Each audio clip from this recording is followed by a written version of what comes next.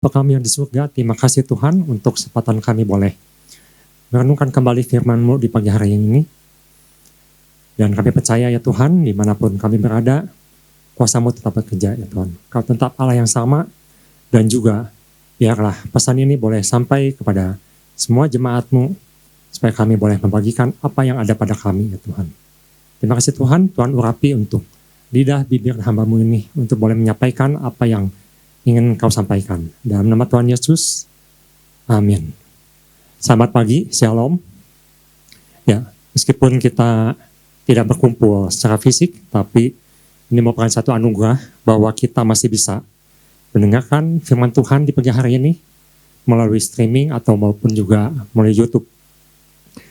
Baik, firman Tuhan untuk minggu ini mengatakan bahwa kita harus membagikan apa yang ada atau menggunakan apa yang ada pada kita.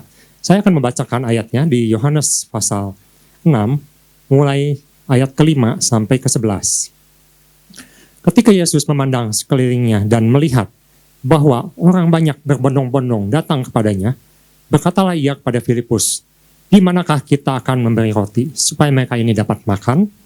Hal ini dikatakannya untuk mencobai dia, sebab ia sendiri tahu apa yang hendak dilakukannya. Jawab Filipus kepadanya, "Roti seharga 200 dinar tidak akan cukup untuk mereka ini, sekalipun masing-masing mendapat sepotong kecil saja."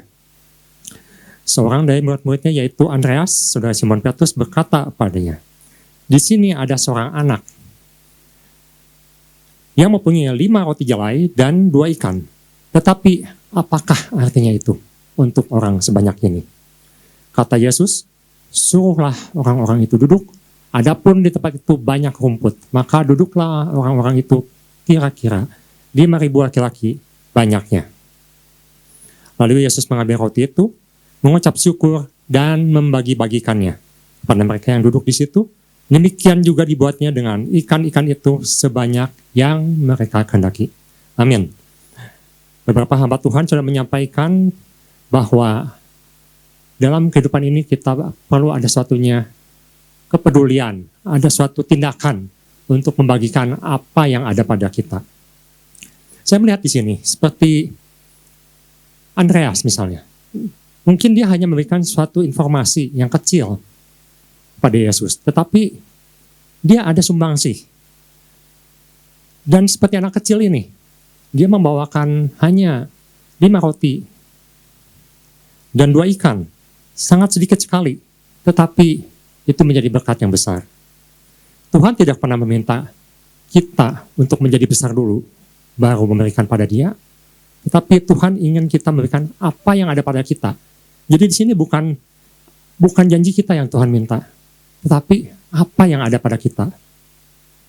Tentunya peristiwa ini merupakan suatu peristiwa yang tidak asing lagi bagi kita semua.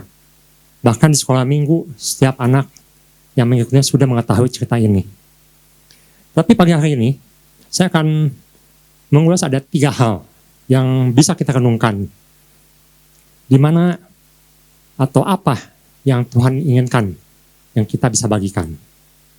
Baik, saya akan bacakan kembali Yohanes 6 ayat ke-5.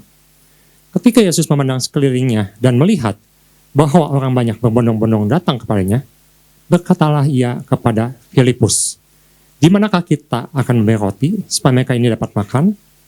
Di ayat ke-6 di situ katakan, semuanya itu dikatakan untuk mencobai dia, sebab ia sendiri tahu apa yang hendak dilakukannya. Jadi yang pertama, kita itu harus sadar bahwa sebenarnya Tuhan Yesus itu ingin kita terlibat dalam pelayanannya. Kita semua. Di sini kita bisa melihat ada satu respon yang dilakukan oleh Filipus ketika Yesus mengatakan, "Bagaimana kita memberi makan mereka ini?" Dan Filipus di situ langsung berespon negatif. Dia katakan, 200 dinar, uang sebanyak itu pun gak akan cukup untuk memberi makan mereka ini semua. Tetapi ada satu respon yang lain yang dilakukan oleh Andreas. Meskipun itu hanya suatu informasi kecil saja untuk Yesus. Dia berkatakan, "Guru, ada seorang anak yang membawa 5 roti dan 2 ikan. Dan cuman ini yang dia bawa. Dan tapi kita bisa lihat di sini bahwa sebenarnya apa yang Yesus katakan kepada murid-muridnya, apa yang Yesus katakan pada Filipus, apa yang Yesus mungkin murid-murid lain juga dengar, seperti Andreas, apakah Yesus tidak sanggup memberi mereka makan yang 5.000 orang itu? Saya kira tidak begitu. Di sini jelas sekali bahwa Yesus sanggup memberi mereka makan. Tetapi di sini Yesus menginginkan ada satu respon yang baik dari murid-muridnya. Ada satu respon yang baik dari kita untuk memberi apa yang kita punya. Dan di sini kita bisa lihat ada seorang anak kecil yang tidak diceritakan apakah Andreas yang menemukannya, apakah anak itu datang pada Yesus. Tapi yang jelas anak ini memberikan apa yang dia miliki. Kalau kita melihat bahwa jelas Yesus sebenarnya tidak memerlukan apa yang kita punya. Kita miliki semuanya juga milik dia. Bahkan Iblis pun tahu ketika Yesus berpuasa 40 hari 40 malam. Iblis pun mengatakan, kalau engkau lapar, ubah saja batu itu menjadi roti. Artinya apa? Untuk Yesus semuanya mungkin. Dia tidak perlu apa yang kita punya. Tetapi di sini yang penting adalah bahwa Yesus ingin kita terlibat dalam pelayanannya. Sangat penting bahwa kita bukan hanya diam, tetapi juga ikut serta dengan apa yang kita miliki untuk bisa melayani. Jadi kita bisa lihat di sini ada satu usaha, ada satu kepedulian dari orang-orang yang mau ikut dalam pelayanan Yesus. Itu yang pertama, kita harus belajar untuk peduli. Dan kita serahkan saja apa yang kita miliki, walaupun itu kecil sekali, walaupun itu mungkin hanya berupa informasi, hanya menguatkan teman kita, hanya menguatkan jemaat lain, hanya mengajak doa, atau hanya memberikan sesuatu yang mungkin menurut orang lain tidak berharga. Tetapi buat Tuhan itu adalah berarti kita ikut terlibat dalam pelayanannya. Saya melihat bahwa ada orang-orang yang sekarang ini mulai bergerak untuk memberkati orang-orang yang dalam kesulitan di masa kesulitan wabah corona ini. Ada orang yang mengajak untuk menyisihkan sebagian kepada supir-supir yang mengantar online. Ada juga yang mau membagikan sesuatu, misalnya sanitizer, kepada orang yang tidak mampu membeli atau mereka dalam kesulitan untuk mendapatkannya. Bahkan saya melihat masih ada orang-orang yang mau melayani untuk menguburkan atau membantu orang yang sudah meninggal karena penyakit ini. Ini ada satu pelayanan.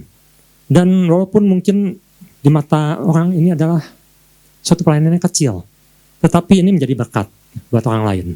Jadi yang pertama, kita harus sadar bahwa Tuhan Yesus ingin kita semua terlibat dalam pelayanannya walaupun itu kecil nilainya.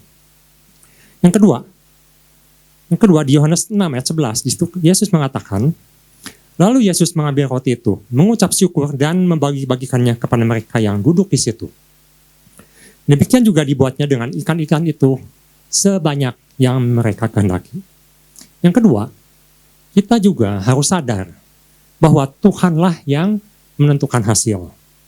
Jadi hasil ini, apa yang kita berikan pada Yesus, bukan kita yang menentukan, tapi Tuhan yang menentukan. Ketika kita memberikan sesuatu yang kecil, Tuhan bisa jadikan itu sesuatu yang besar. Ketika saudara berikan sesuatu apa yang saudara punya, Tuhan bisa jadikan itu menjadi berkat yang besar untuk saudara-saudara kita.